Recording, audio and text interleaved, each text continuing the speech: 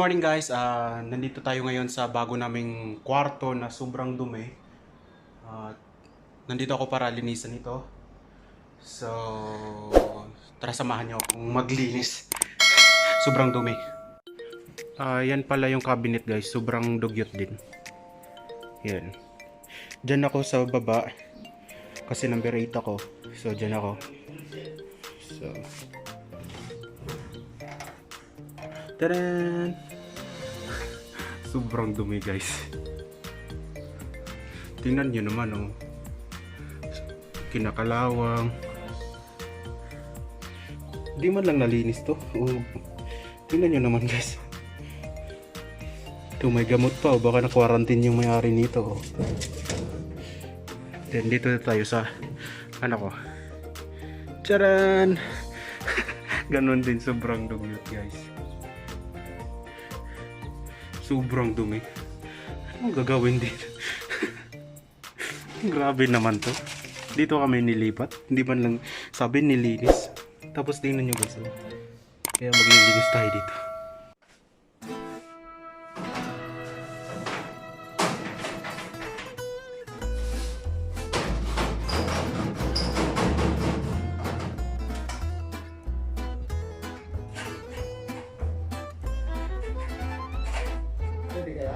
Pwede.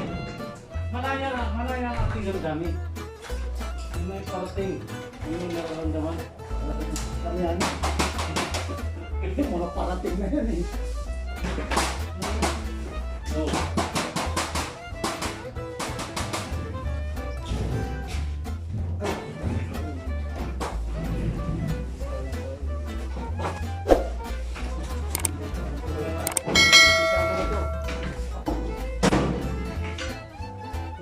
Bro, sige na gawin.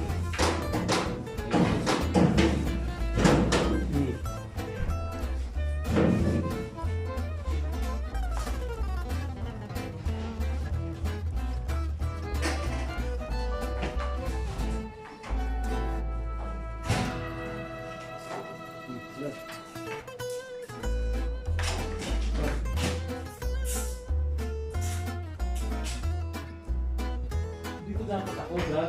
Ito yung pisto ko. Na ito eh. TLC ano.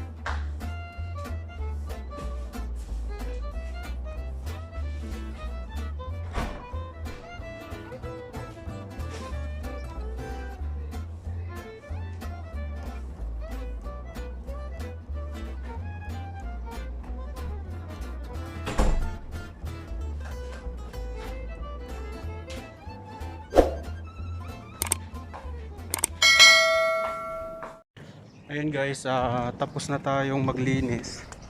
Natapos ko nang linisin ng ano. Natapos ko nang linisin yung higaan ko, pati yung cabinet. So, magsisimula na akong maglipat ng mga gamit ko. Yan po yung dati kong bed nga. Kasi lilipat ako, malinis siya.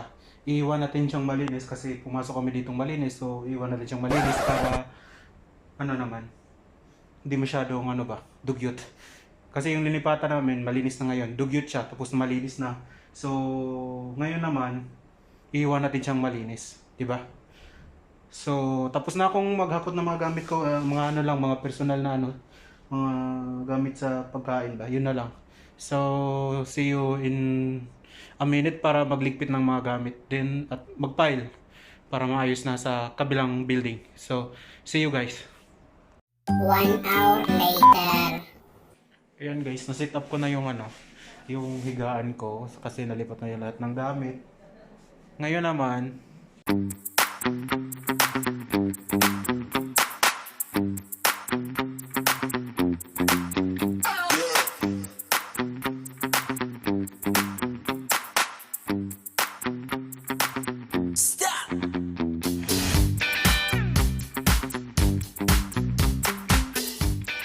so see you in a minute.